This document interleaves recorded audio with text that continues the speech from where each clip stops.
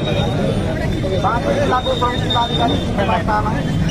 यहाँहरू सम्पूर्णलाई नमस्कार। आज हामीले क्षेत्रकोमा यहाँ पुगेका छौँ। यहाँ सम्पूर्ण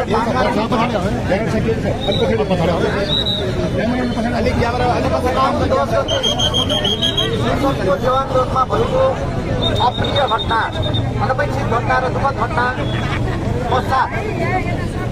भित्र आएका जिल्लाहरूमा जुन किसिमको विकास भयो, उक्त घटनामा 2 जना भाइहरूको निधन भयो र सिराहामा 1 जना भाइको निधन भएको सन्दर्भ र यस जिल्लाको संवेदनशीलतालाई समेत ध्यानमा राखेर जिल्ला प्रशासन कार्यालयको समन्वयमा हिजो हामी बाँकी जिल्लाको सर्वदलीय सर्वपक्षीय बैठक बस्यौँ र बैठकले आज श्रावण 16 गते बिहान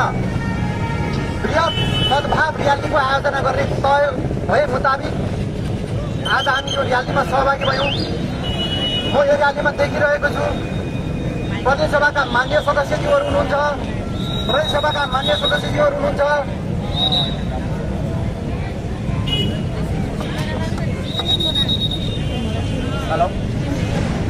प्रदेशसभाका मान्य सदस्यज्यूहरू हुनुहुन्छ,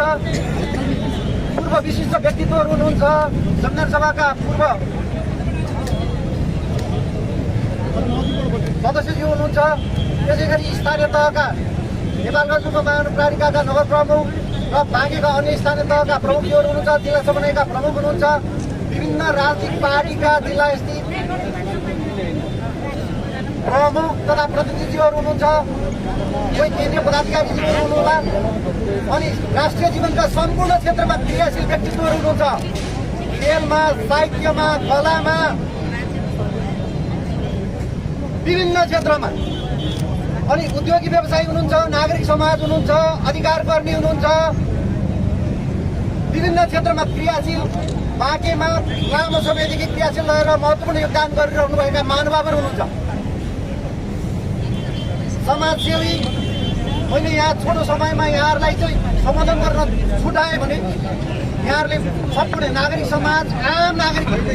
आम सर्वसाधारण सबैको सहभागिता रहेको छ। त्यस हुनाले सबैले बुझिदिनु होला, सबैलाई मैले सम्बोधन गरेको मानिदिनु होला। र आजको सन्दर्भमा मैले बताइसकेँ, कार्यक्रम एकदमै छोटो, यहाँ कुनै चाहिँ मन्तव्य अरू कुनै कार्यक्रम रहेको छैन। खालि हामीले 3 जना दिवंगत भाइहरूको जुन घटनामा परेर मृत्युवरण गर्नुभएका भाइहरूको